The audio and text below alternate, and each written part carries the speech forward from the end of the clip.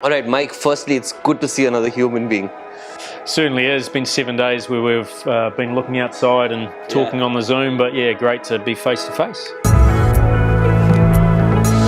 And it's a very unusual circumstance that we're in. It's an invisible threat. All of us are humbled by it.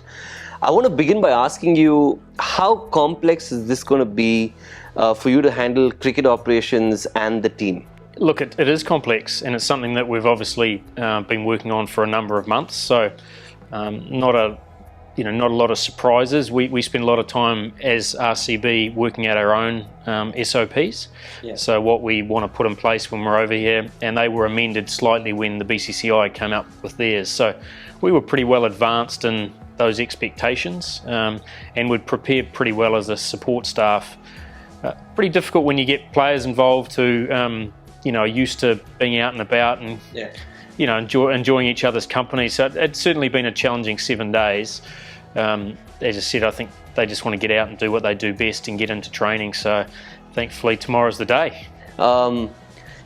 You spoke about not relying on just one or two people, but about the entire squad. And this is going to be a really long time that we're going to be spending together.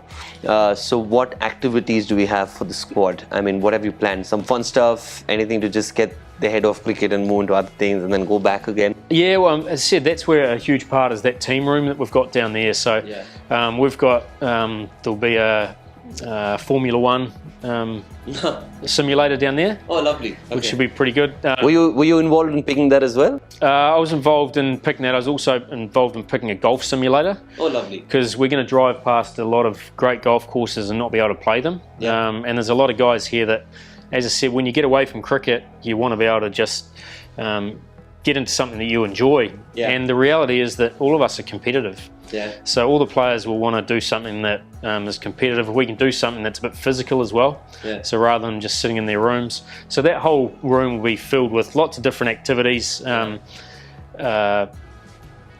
tennis table. We've got a tennis court out there. But we will also have a number of nights spread throughout the year where we'll have some entertainment as well.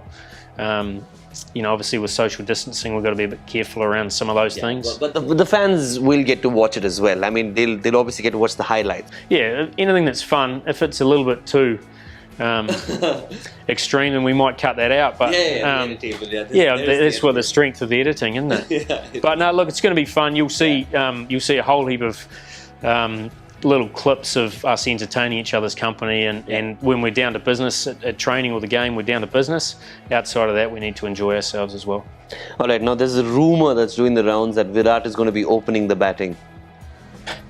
You're looking at a left-right pair. What is going on, Mike? You have to tell us about this. Well, it's really interesting because I did a couple of hours of press conferences yesterday and never talked about Virat batting or where Aaron Finch is going to bat, and apparently they're both opening the batting together. So they are? Apparently, yeah. So okay.